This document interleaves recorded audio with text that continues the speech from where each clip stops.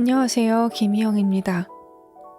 네, 오늘은 정민미디어 출판사에서 나온 인생은 지름길이 없다 라는 수의 작가님께서 지으신 책을 가지고 와봤습니다. 본 콘텐츠는 정민미디어 출판사에서 콘텐츠 제작을 허락해 주셔서 이렇게 만들게 되었고요. 제가 이 책을 고르게 된 이유는 지난 주말에 서점에 갔다가 이 책을 우연히 발견하게 됐어요. 제가 좀 살아가고 싶은 인생에 대한 가치관에 담아놓은 내용들이 조금 있는 것 같아서 뭔가 흔들리고 있는, 요즘 자꾸 마음이 연약해져가는 제 마음을 바로 잡을 수 있는 책일 것 같아서 이렇게 저도 한번 마음을 좀 다잡고 이 책을 듣고 있는 여러분에게도 좀 유익하고 좋은 시간이 되었으면 하고자 이 책을 오디오북으로 낭독하게 되었습니다. 네, 인생은 지름길이 없다라는 책을 지으신 스웨이 작가님은요, 베이징 대학교를 졸업하고 10여 년간 시간관리학, 하버드 대학교 교육학 이론을 연구해서 다수의 칼럼과 학술 논문을 발표한 분이신데요. 의식 상태와 마음의 작용을 심리학 이론과 하버드의 성공 철학으로 풀어낸 자기 개발서입니다. 그러면 어떤 내용들이 또 저의 마음을 울렸을지 한번 책 속으로 들어가 볼까요?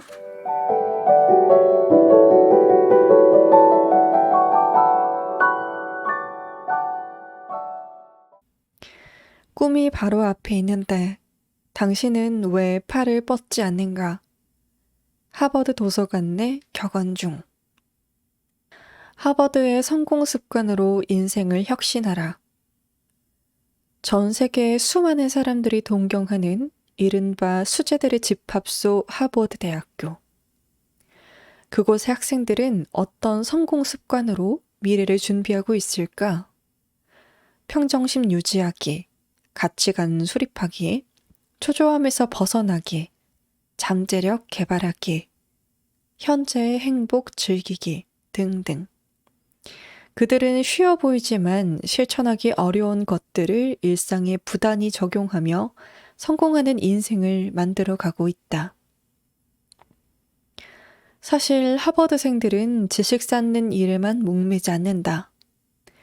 언뜻 보기에는 치열한 경쟁 체제 속에서 주야장천 학문만 파며 소위 공부벌레로 살아가는 듯하나 그들 또한 현실적 목표를 향해 끊임없이 노력하며 자신의 성공을 만들어 나간다. 그들은 안다. 성공의 비결은 생각이 아니라 행동임을. 누구나 성공하기를 바란다. 하지만 바란다고 성공할 수 있는 건 아니다. 성공을 손에 쥐기 위해서는 그에 걸맞은 실천이 선행되어야 한다. 평범한 삶에서 벗어나고 싶다면, 무엇에도 흔들리지 않는 내면의 힘을 기르고 싶다면, 그래서 성공하는 인생을 살고 싶다면, 공상에 머무는 생각을 뛰어넘어 그 목표에 상응하는 행동을 해야 한다. 하버드생들처럼 말이다. 전 세계에서 가장 많은 노벨상 수상자와 유명 기업인을 배출한 하버드에는 바로 이 순간에도 행동하는 지성인들이 저마다 인생 목표를 향해 열정을 불사르고 있다. 밥 먹듯이 수재라 불리는 그들도 그토록 처절하게 노력하고 있는데 과연 우리는 지금 얼마나 치열하게 살아가고 있는가? 이제는 우리도 하버드의 그들처럼 열정을 아낌없이 불살라야 한다.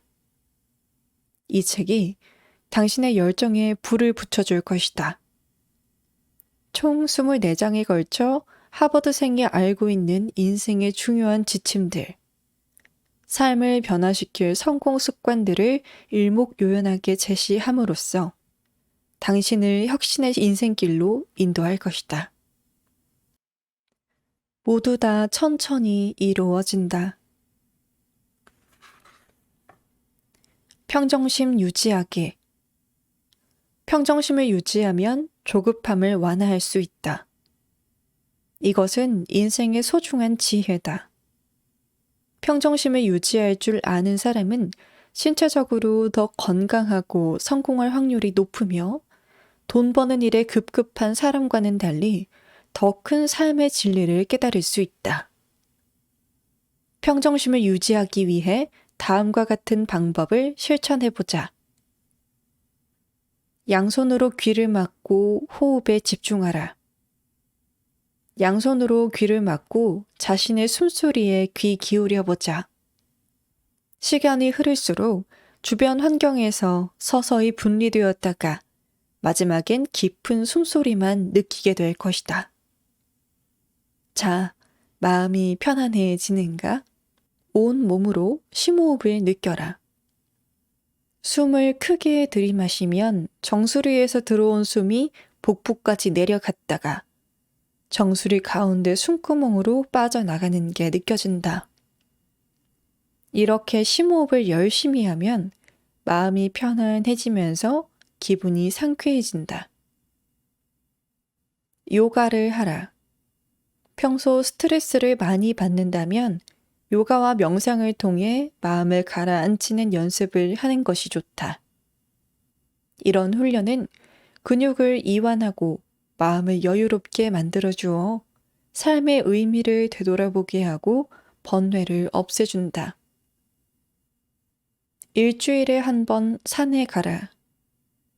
등산은 피곤해진 근육에 충분한 휴식과 단련할 기회를 줌으로써 고민을 잊게 만든다.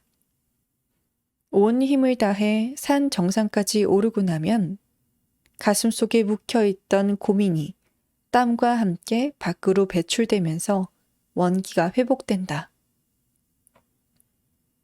명상 음악을 들어라.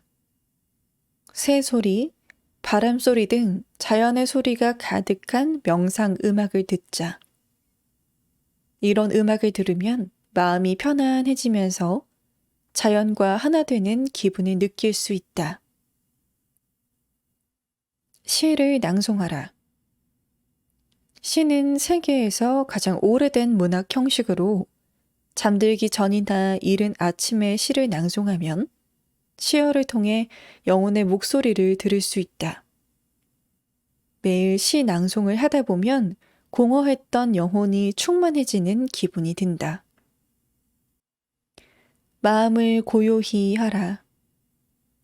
조용히 자연의 숨결을 감응할 수 있는 사람만이 인생의 아름다움을 느낄 수 있다. 심리학에서 감응이란 자신의 행동이나 상태가 변화해서 외부 세계에 영향력을 발휘하게 되는 것을 뜻한다. 신진대사가 정상적으로 이루어지려면 감응하는 능력이 필요하다. 인생을 살아가면서 바쁘다는 함정에 빠져서는 안 된다.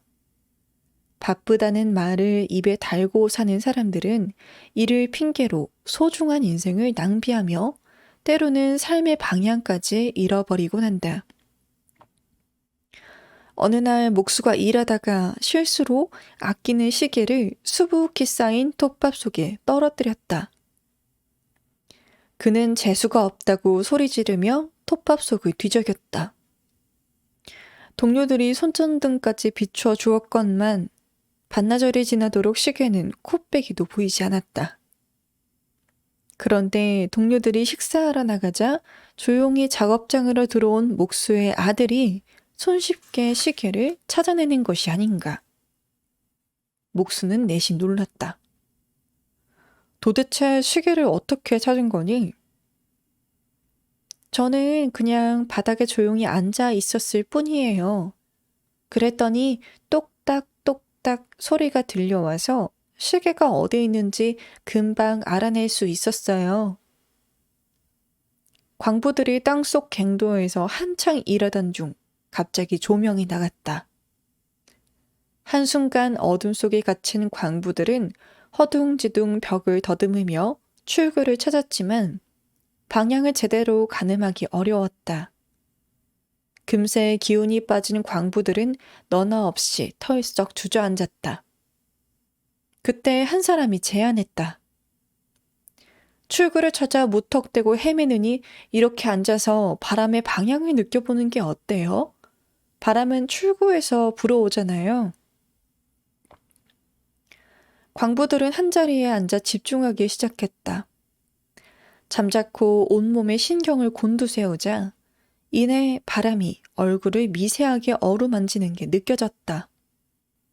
그들은 바람이 불어오는 방향으로 움직였고 마침내 무사히 갱도에서 나올 수 있었다. 화려한 뉴욕시 중심가에 사는 젊은 부부는 어느 순간 자신들이 움직이는 시계 같다는 생각에 휩싸였다. 그들은 매일 다람쥐 쳇바퀴 돌듯 똑같은 일상을 바쁘게 반복했다. 도시에서는 온갖 레저와 유흥을 즐길 수 있었지만 금방 허무해지기 일쑤였다. 부부는 시골에 가서 마음을 한껏 내려놓는 시간을 가져보기로 했다. 차를 타고 남쪽으로 달리던 그들은 한적한 구릉지에 도착했다. 야트막한 산 옆으로 통나무 집이 눈에 들어왔는데 집 앞에는 집주인으로 보이는 남자가 앉아 있었다. 남편이 다가가 물었다. 이렇게 인적 드문 곳에 살면 외롭지 않나요? 전혀요. 푸른 산을 바라보고 있으면 산이 기운을 전해주는 게 느껴져요. 산골짜기에는 생명의 비밀을 품은 나뭇잎이 울창하고 파란 하늘에는 시시각각 변하는 구름이 아름다운 성을 만들어주죠. 졸졸 흐르는 시냇물은 내 마음에 속삭이는 노래 같아요. 항상 내 무릎에 앉은 강아지의 눈에서는 충직함과 믿음이 엿보이죠. 귀가할 때 아빠 하고 부르는 아이들을 보자면 언제나 입가에 미소가 걸리죠. 사랑스러운 아내는 어떤 슬픔과 역경 속에서도 버틸 힘이 돼주죠. 이러한 모든 것에서 저는 자애로운 신의 존재를 느낀답니다. 외롭지 않냐고요? 아니요, 전혀 외롭지 않아요.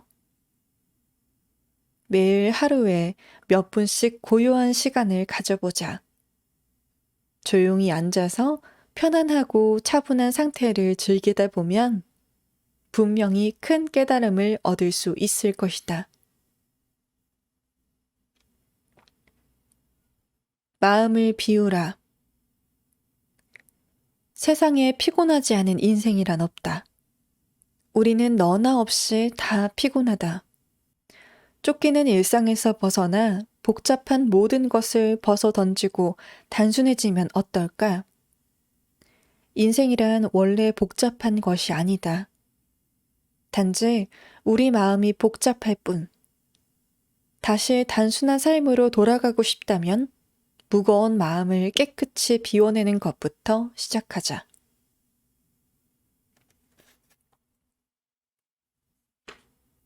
인생은 산을 오르는 것과 같다. 가벼운 몸과 마음으로 정상까지 빠르게 올라 아름다운 풍경을 감상하는 사람들도 있지만 무거운 가방을 메고 등산로를 헤매다가 피곤에 쩔어 정상은커녕 주변 풍경도 모두 놓쳐버리는 사람도 있다. 어느 날 오후 한 바그다드 상인이 인적이 없는 길을 가는데 어디선가 신비한 소리가 들려왔다. 돌멩이 몇 개를 가져가세요. 내일 아침에 보면 기분이 좋아질 거예요. 상인은 돌멩이 따위로 기분이 좋아질 리 없다고 생각하면서도 호기심에 돌멩이 몇 개를 골라 주머니에 넣고 길을 떠났다. 다음 날 아침 상인은 호주머니에 넣어두었던 돌멩이를 꺼냈다. 자세히 보니 그것은 돌멩이가 아니라 다이아몬드였다. 상인은 기뻐서 어쩔 줄 몰랐다. 이것만 팔아도 엄청난 부자가 될 것이었다. 하지만 상인은 이내 더 많은 돌멩이를 가지고 오지 않은 자신이 원망스러워졌다. 실망감이 몰려오자 조금 전까지 느꼈던 즐거움은 어느새 사라졌다. 만족할 줄 아는 사람은 더 큰 행복을 거머쥘 수 있다.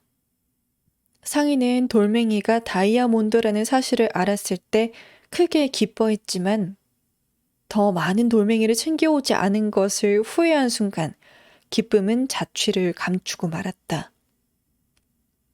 기쁨은 탐욕스러운 자의 것이 아니라 만족할 줄 아는 자의 것이다. 사람들이 고통을 느끼는 이유는 만족할 줄 모르고 자신의 것이 아닌 것까지 넘보기 때문이다. 가슴속에 쌓이는 불만을 비워내지 못하면 영원히 피곤할 수밖에 없다.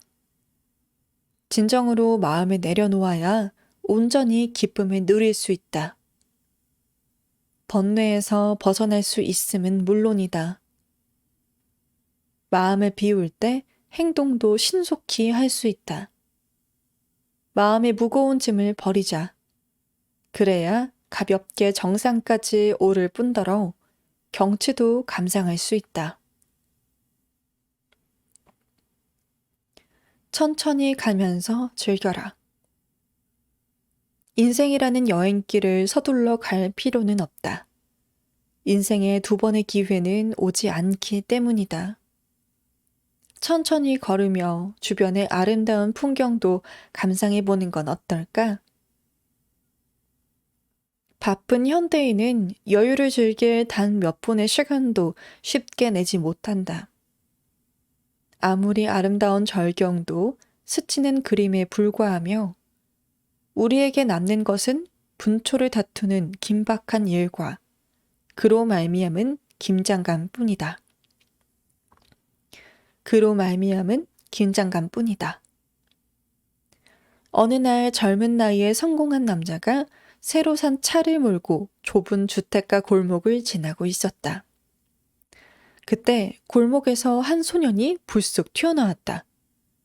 깜짝 놀란 남자가 급히 브레이크를 밟았다. 소년이 느닷없이 돌을 던졌다. 화가 난 남자가 차에서 내려 소리쳤다. 무슨 짓이야? 정말 못된 아이구나. 차 수리비가 얼마나 되는지 알아? 도대체 이유가 뭐지? 그러자 소년이 간절한 눈빛으로 말했다. 선생님, 정말 죄송합니다. 사실 어떻게 해야 할지 몰라서 그랬어요. 제가 돌을 던진 것은 아무도 차를 세워주지 않아서였어요. 아까 형이 휠체어에서 떨어졌는데 부축할 힘이 없어요.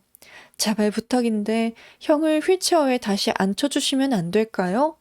떨어지면서 많이 다친 것 같아요. 남자는 골목으로 가 소년의 형을 부축해 휠체어에 앉히고 손수건으로 상처에서 흐르는 피를 닦아주었다. 그는 차를 수리하지 않고 타기로 했다. 찌그러진 차는 도움이 필요한 사람들이 돌을 던지기 전에 먼저 관심을 가져야겠다는 결심의 상징이었다.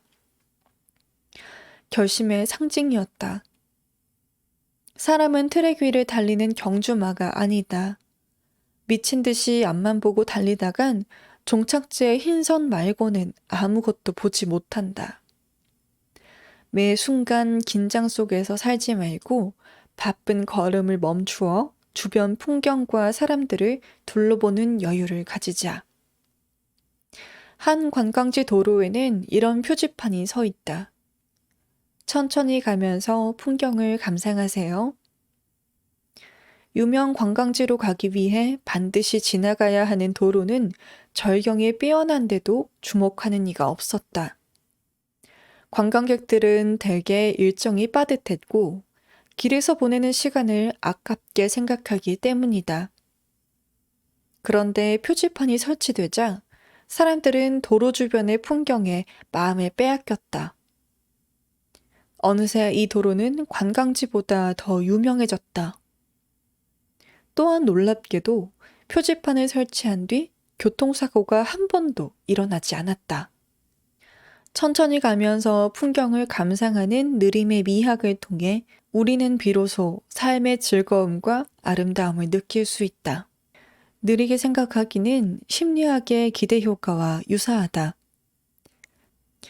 관리자는 이를 이용해 새로운 임무에 대한 직원들의 기대 심리를 유발하여 업무력 상승을 이끌어낸다. 세상은 완벽하지 않다. 마음 열기. 외로움은 부정적인 심리 상태로 우리의 몸과 마음을 힘들게 하고 인간관계에도 나쁜 영향을 미친다. 이러한 외로움에서 벗어나기 위해 다음과 같은 방법을 실천해보자. 친구와 수다를 떨어라. 사람들과 잘 어울리는 성격은 원만한 인간관계를 바탕으로 하며, 원만한 인간관계는 상대방에 대한 이해를 바탕으로 한다. 따라서 친구와 어떤 문제로든 수다를 떨며 서로의 생각을 나누는 시간을 자주 갖자. 소소한 일상을 기록하라. 사람들과 잦은 교류를 원하지 않는다면 온라인상으로라도 속마음을 표현하고 감정을 발산하는 것이 좋다. 그 안에서 사람들의 관심과 온정을 느끼다 보면 실제 세계를 향해 나아갈 용기를 얻을 수 있을 것이다. 속마음을 털어놓을 대상을 찾아라. 반려동물이나 반려식물, 혹은 집 근처의 나무 등을 하나 골라 친구라 생각하고 속상한 일들을 털어놓자. 그러면 가슴이 후련해지면서 부정적인 감정이 해소될 것이다. 묵묵히 이야기를 들어주는 친구 덕분에 편안함과 안정감을 느낄 수 있다. 좋아하는 일을 찾아라. 약해진 마음을 추스르고 싶다면 목표를 세우고 좋아하는 일을 찾아보자. 왜 사는지 확실히 안다면, 추구해야 할 목표가 있다면, 좋아하는 일이 있다면 외롭지 않다. 마음을 열어 고독에서 벗어나라. 인간의 사회성이란 곧 군집성이다. 이는 다른 사람과 교류하고 집단을 형성하려는 의지를 뜻한다. 영국의 심리학자 윌리엄 맥두걸은 인간의 고유의 특성 중 하나로 친구를 사귀고 함께 있으려는 성향을 들었다. 이는 그것이 좋거나 옳다고 생각해서도 아니고 유용하다고 판단해서도 아니다. 그저 인간의 본능이기 때문이다. 남편과 사별한 마리는 깊은 슬픔에 빠졌고 지독한 절망과 고독감에 몸부림쳤다. 남편을 보내고 한 달쯤 지났을 때 마리가 친구에게 말했다. 앞으로 뭘 해야 할지 모르겠어. 이제 어떻게 살지? 이 고독을 어떻게 견뎌야 할까? 친구는 마리를 위로했다. 너의 고독은 지금 막 불행한 일을 겪었기 때문이야. 시간이 지나면 아픔과 외로움도 점점 사라지지 않을까. 지금부터 새로운 인생을 설계해보자. 내 앞에 또 다른 행복이 놓여 있을 거야. 친구의 말이 끝나기가 무섭게 마리가 소리쳤다. 내게 행복한 미래가 있을 리 없지. 난 더 이상 젊지도 않고 아이들은 이미 내 품을 떠났어. 나 혼자 즐거울 일이 뭐가 있겠어? 마리의 심각한 자기연민은 몇 년이 지나도 계속되었다. 그 모습을 보다 못한 친구가 마리에게 말했다. 새로운 사람도 사귀고 좋아하는 취미도 가져봐. 지난 과거는 이제 털어내고. 스스로 만들어낸 고독의 늪에서 벗어나기란 생각보다 어려웠지만 마리는 자기 때문에 괴로워하는 자녀들을 보고 마음을 고쳐먹기에 이르렀다. 그녀는 독립한 딸의 집으로 들어가 함께 생활하게 되었다. 딸과의 동거는 평탄치 못했다. 혼자 살면서 괴팍해진 그녀의 성격 탓에 모녀는 사사건건 충돌했고 급기야 원수만도 못한 관계가 되었다. 마리는 아들의 집으로 이사했지만 아들과도 불화하게 되었다. 결국 마리의 아들과 딸은 공동으로 집을 사서 어머니를 혼자 살게 했다. 마리는 세상에 홀로 남겨졌다는 비통에 빠져들었다. 모든 가족이 나를 포기했어. 아무도 나와 살려고 하지 않아. 밀즈 대학교의 린 화이트 박사는 20세기에 가장 유행하는 질병은 고독이다 라고 말했다. 또한 하버드 대학의 데이비드 리스먼은 이렇게 말했다. 우리는 모두 고독한 군중이다. 인구가 늘어나면서 누가 누구인지 구분하지 못하게 되었다. 사람들은 구속받지 않는 세상에 살게 되었다. 그리고 정부와 기업의 경영 모델에 따라 여러 지역을 돌아다니며 일하게 되었고, 영원한 우정은 더 이상 찾아보기 힘들다. 요즘 사람들은 어느 때보다 쿨한 시대에 살고 있다. 새로운 빙하 시대가 찾아왔다고 해도 과언이 아니다. 고독은 흔한 심리 상태다. 고독한 사람들은 정신적 스트레스와 심리적 압박감을 느끼며 심한 경우 삶에 대한 의지와 믿음마저 상실해 버린다. 하지만 인생을 살다 보면 누구에게나 고독한 순간이 찾아오며 이를 두려워할 필요는 없다. 그 역시 인생이 우리에게 주는 선물이기 때문이다. 하버드 대학교에서는 이렇게 가르친다. 지독한 고독에서 벗어나려면 스스로 마음의 문을 열어야 한다. 아무도 오지 않는 적막한 산에 갇혀 있다면 제발로 걸어 나와야 한다. 사람들과 깊은 관계를 맺고 싶다면 자기만의 우주에서 빠져나와 사람들과 만나야 한다. 고독은 현대사회에서 유행하는 심리적 질병이다. 괴팍함, 이기심, 무관심으로 마음의 벽을 높이 쌓는다면 스스로를 독방에 가두는 꼴이다. 자기만의 세계에서 용감히 걸어나와 단단하게 얼어붙은 벽을 부수자. 따뜻한 햇살이 당신을 맞이할 것이다.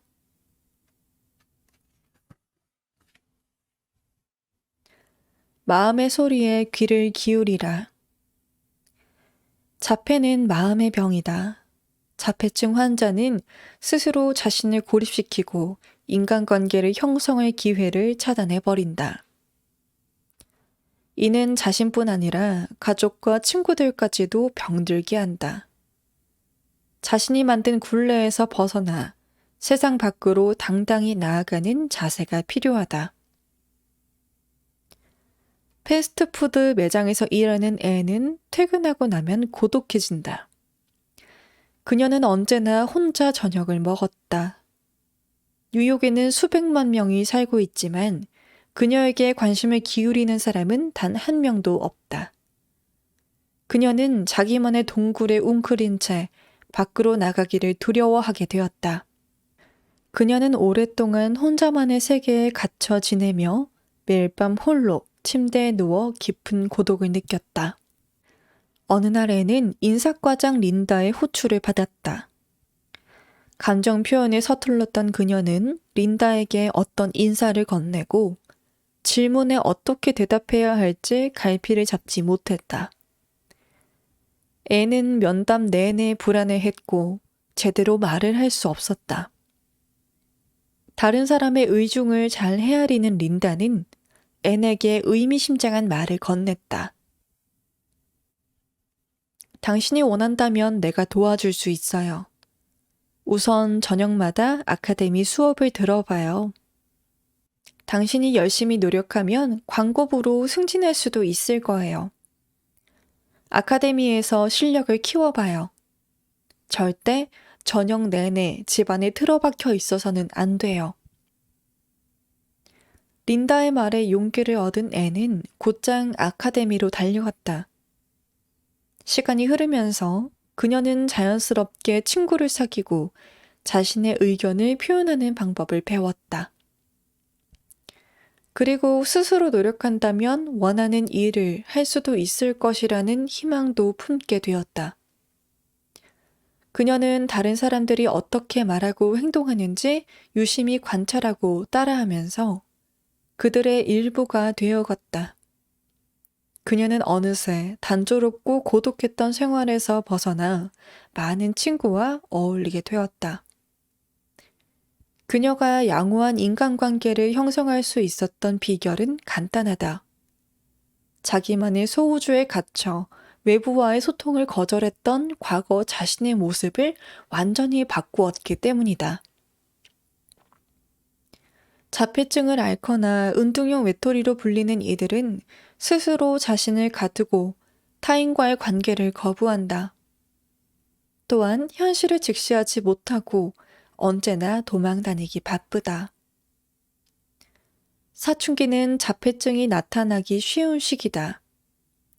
신체적 변화가 일어나는 사춘기에는 자의식이 미성숙하므로 주변 반응에 민감히 반응한다. 자기 통제력 또한 부족하다. 이때 큰 충격을 받거나 인격적인 모욕을 당하면 세상에 대한 불신과 두려움이 커져서 외부 세계와 단절하고 자기만의 세계로 도망치기 쉽다. 자폐증은 일종의 자기 방어 기제다. 사춘기 청소년들은 공개적인 모욕을 가장 치욕스럽게 생각하는데, 예를 들어 따돌림을 당하거나 약점으로 말미암아 심한 놀림을 받을 때 그런 상황에 빠지게 된다. 자폐증은 한 사람의 행복을 송두리째 빼앗을 정도로 심각한 마음의 병이다. 혹시 자폐증에 빠져 자기만의 세계에 갇혀 있다면 마음의 소리에 귀 기울이고 외부 세계로 발을 내디디려는 노력이 필요하다. 한 걸음의 용기를 낸다면 사람들 틈에서 새로운 행복을 찾을 수 있을 것이다. 혹시 자폐증을 앓는 이가 옆에 있다면 진심 어린 우정이나 양질의 책으로 그들을 밖으로 나오게 해보자. 마음의 빗장을 풀고 협력하라.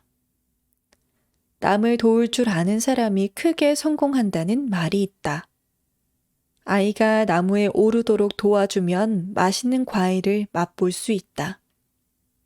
마찬가지로 타인에게 흔쾌히 도움의 손길을 내밀 줄 아는 이는 더 많은 과일을 얻게 될 것이다. 우리의 능력은 한정적이다. 타인과 협력할 줄 아는 사람은 자신의 부족한 능력을 보완해 원하는 목표를 달성할 수 있다. 5손가락이 누가 가장 중요한지를 놓고 논쟁을 벌였다. 엄지가 말했다. 난 우리 중에 가장 굵고 힘이 세. 그러자 검지가 따졌다. 엄지는 너무 굵고 중지는 쓸데없이 길어. 무명지는 너무 얇아서 문제고 소지는 지나치게 짧아. 내가 가장 적당하지? 중지도 질세라 목소리를 높였다. 이 중에서 나보다 긴 손가락 있으면 나와봐. 이 긴 손가락으로 할 수 있는 게 얼마나 많은데. 조용히 있던 무명지도 한마디 했다.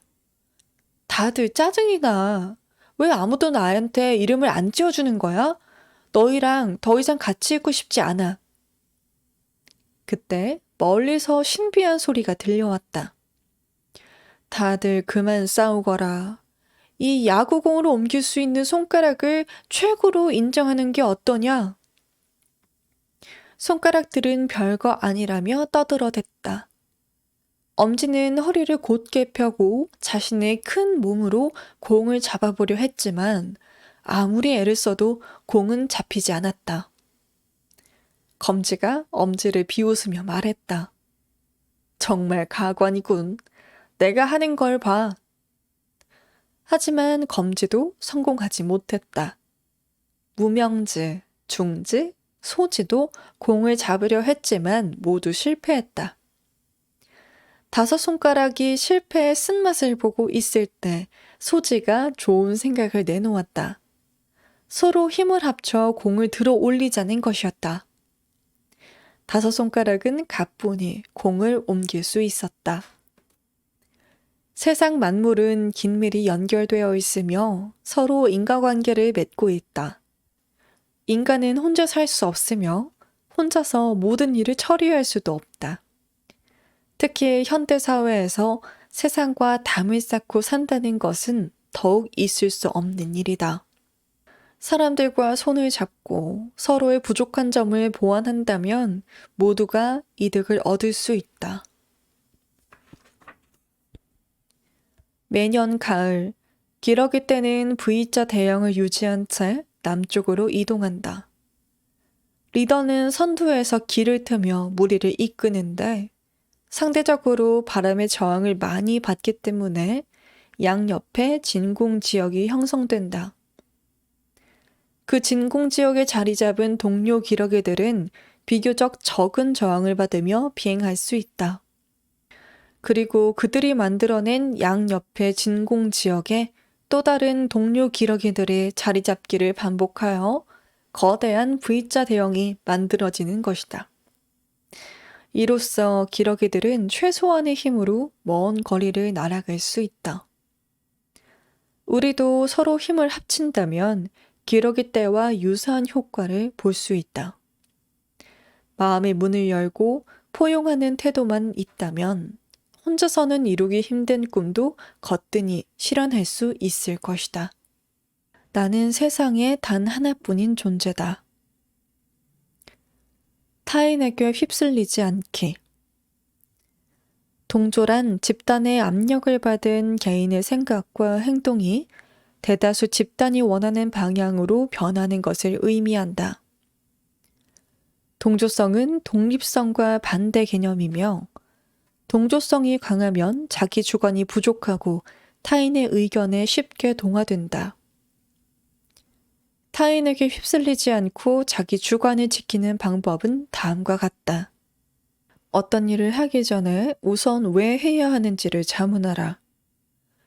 동조하기 좋아하는 사람은 언제나 타인의 판단에 의존하며 깊이 생각해 보지도 않고 타인을 따라한다. 이들에게는 어떤 일을 할 때 무턱대고 시작하지 말고 왜 그 일을 해야 하는지 자문하는 연습이 필요하다. 스스로 이것저것 따지고 생각하다 보면 서서히 동조 심리에서 벗어나 자기만의 주관을 가질 수 있다. 다양한 정보를 수집하고 이해한 뒤 행하라. 동조성이 강한 사람은 하려는 일에 대한 이해가 부족한 채로 그냥 따라하는 경우가 많다. 일을 시작하기 전에 정보를 수집하고 충분히 이해하려는 노력이 필요하다. 그래야 타인을 그대로 모방하는 일을 피할 수 있다. 사고력을 키워라.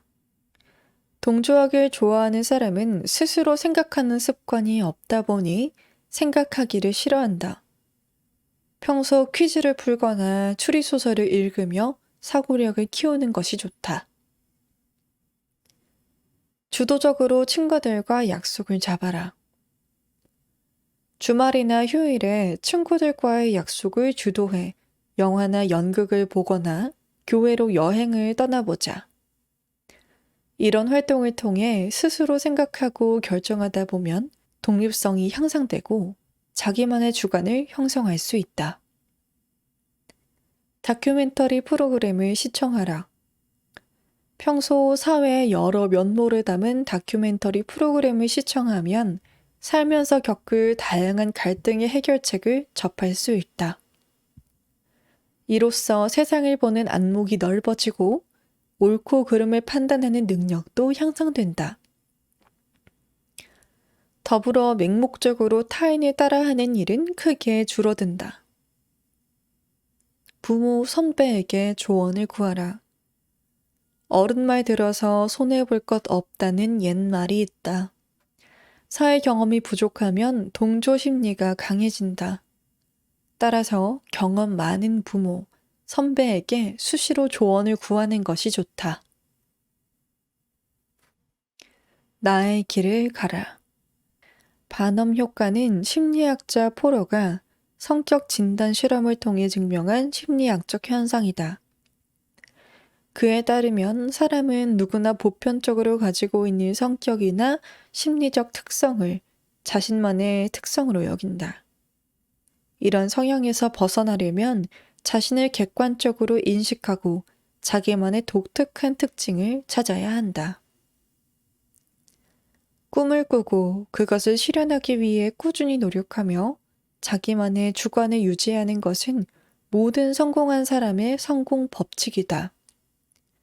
가야 할 길을 과감히 가는 사람에게는 강한 의지가 있다. 그렇기에 자신을 끊임없이 갈고 닦아 무수한 시련을 극복해 나아간다. 이러한 과정을 통해 성실하고 과감하며 창의적인 인재가 된다. 로버트 허친스는 작가, 목수, 가정교사, 판매원 등의 일과 공부를 병행하면서 예일 대학교를 졸업했다. 졸업 후 8년 만에 그는 미국의 4대 명문으로 손꼽히는 시카고 대학의 총장으로 임명되었다. 당시 그의 나이가 30세에 불과했다. 사람들은 그를 천재라 칭하면서도 한편으로는 나이가 어리고 경험이 부족해 교육 철학이 미성숙하다며 깎아내렸다. 언론도 이에 합세했다. 로버트의 한 친구와 그 아버지가 이런 대화를 나누었을 정도였다. 오늘 아침 신문 사설에 로버트를 비난하는 글이 실렸는데 너무 공격적이라서 깜짝 놀랐어요.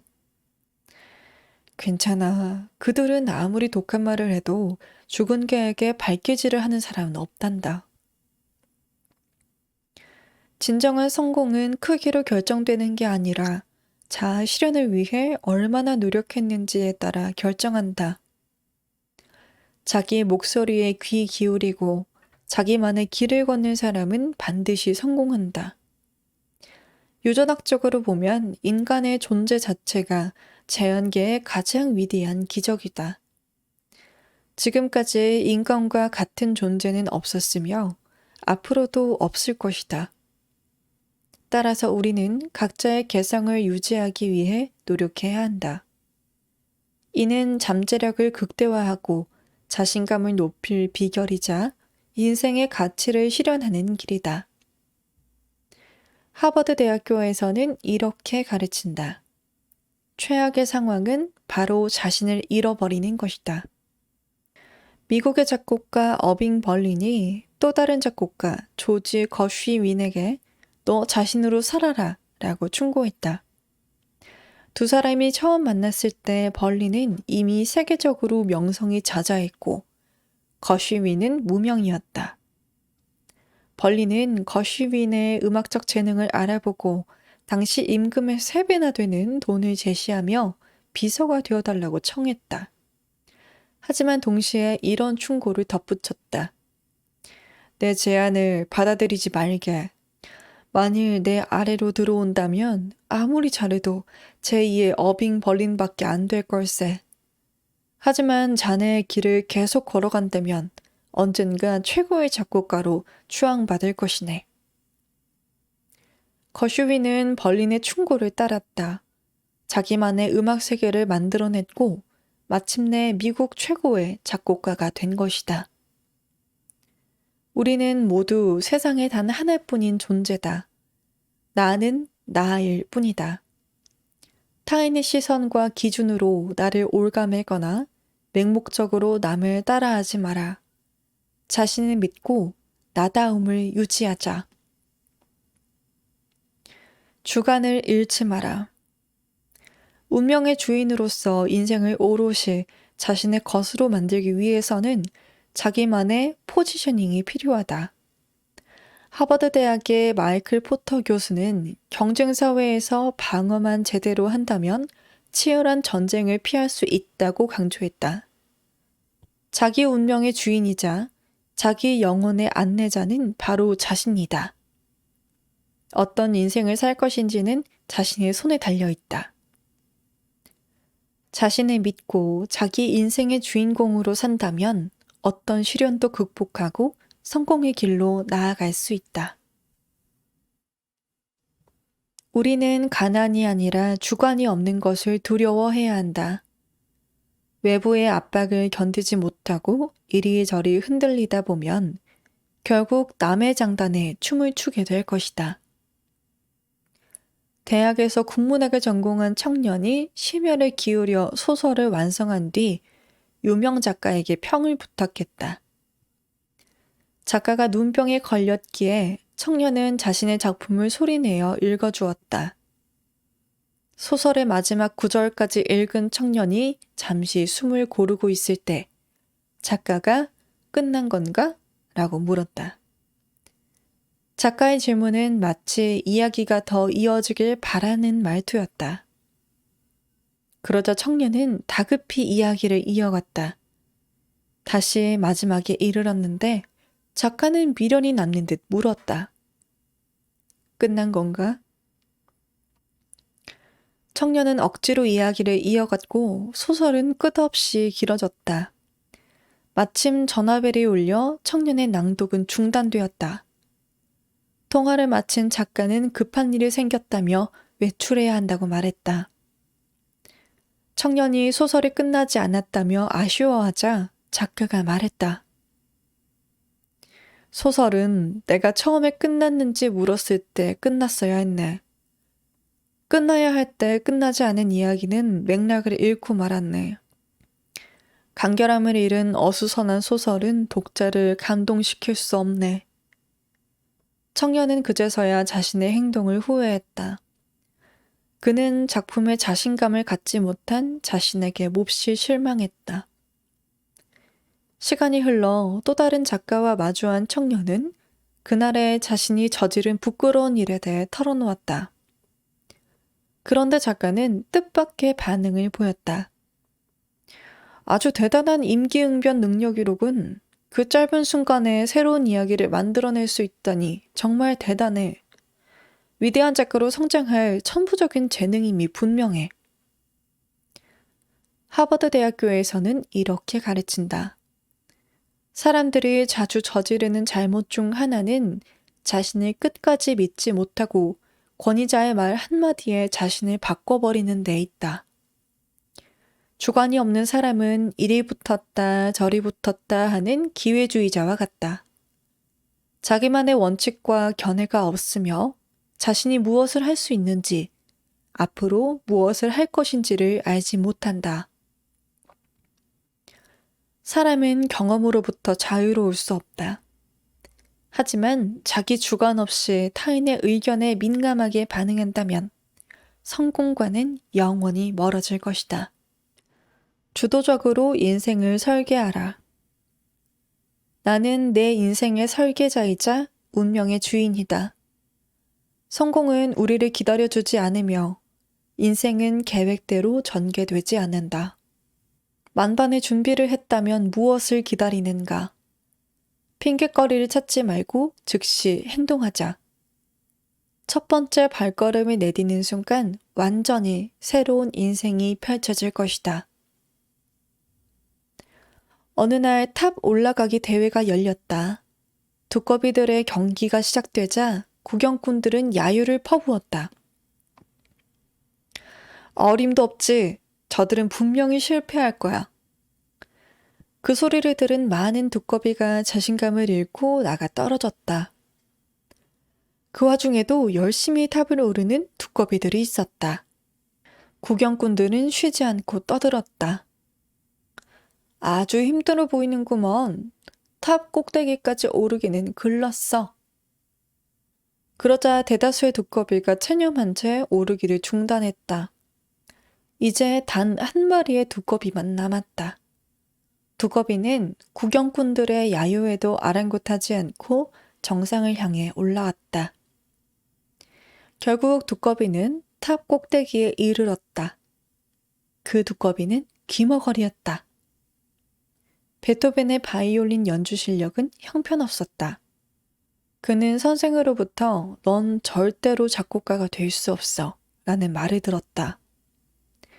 카루소는 아름다운 목소리로 유명한 오페라 가수다. 하지만 카루소의 부모는 그가 기술자가 되기를 원했고 그의 선생도 그런 목소리로는 절대 가수가 될 수 없어 라며 혹평했다. 다윈이 진화론을 발표하고 의사의 길을 포기했을 때 그의 아버지는 비난을 퍼부었다. 옳은 일은 내팽개치고 고작 온종일 개나 쥐 따위를 잡으러 다니다니. 다윈은 자서전에서 이렇게 밝히기도 했다. 어렸을 때 나는 명석하다는 이야기를 전혀 들은 적이 없다. 디즈니는 신문사 편집장으로 있을 때 창의력이 부족하다는 이유로 해고당했으며 디즈니랜드를 설립하기 전까지 몇 차례나 파산 위기를 겪었다. 아인슈타인은 4살 때 말을 했고 7살 때 겨우 글자를 익혔다. 그의 선생은 아인슈타인을 이렇게 평가했다. 이 아이는 반응이 느리고 친구들과 잘 어울리지 못해요. 게다가 머릿속에는 이상한 공상으로 가득 차 있어요. 그는 결국 학교를 졸업하지 못하고 퇴학당했다. 프랑스 화학자 파스테르는 대학에 다닐 때만 해도 특출한 학생이 아니었다. 그의 화학 성적은 22명 중 고작 15등에 불과했다. 뉴턴의 아버지는 언제나 뒤처지는 백치 아들을 둔 것을 부끄러워했다. 뉴턴이 예술학교 입학시험에 3차례나 낙방했는데 그의 숙부는 절망하며 탄식했다. 교육받을 능력도 안 되는 아이라니. 전쟁과 평화의 작가 톨스토이는 대학 시절 성적 미달로 자퇴를 권유받았다. 당시의 담당 교수는 이렇게 평가했다. 지능도 많이 떨어지고 공부에 대한 흥미도 부족하다. 위의 인물들이 자신의 길을 끝까지 고집하지 않고 남의 말에 휘둘렸다면 위대한 업적을 이룰 수 있었을까?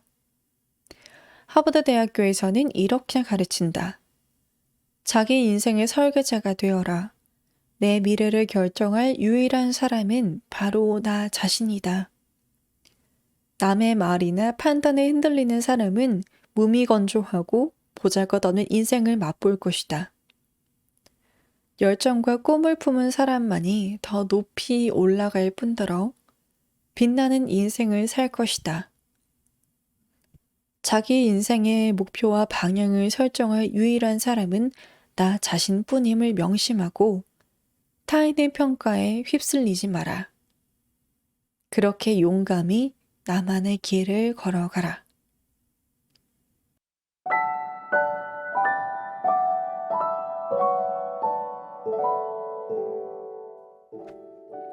네, 여기까지 인생은 지름길이 없다까지의 이야기입니다.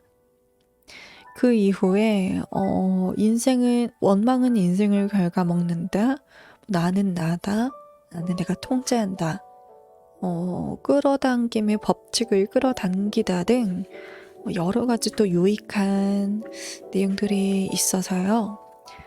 더 자세한 이야기를 읽어보고 싶으시다면 정민미디어 출판사의 인생은 지름길이 없다라는 책을 참고하시길 바랍니다. 저는 이 책을 읽으면서 많은 점들을 느꼈는데요. 저는 항상 무언가 일을 할 때마다 좀 조급한 마음이 있는 것 같아요. 언제까지 이걸 붙잡고 있어야 되지? 내가 하는 길이 맞나? 내가 지금 이렇게 있어도 되나? 이런 고민들과 걱정들이 항상 뒤를 이었는데요. 이 책을 읽으면서 그런 좀 고민들이 많이 덜어지는 것 같았어요. 혹시 나도 이 글을 읽고 있는 여러분들도 어떤 꿈을 향해서 걸어가고 있는데 이게 맞는 건지 좀 방향이 좀 많이 흔들리는 순간이 오신다면 오늘의 책 인생은 지름길이 없다라는 책을 한번 읽어보시기를 추천드립니다.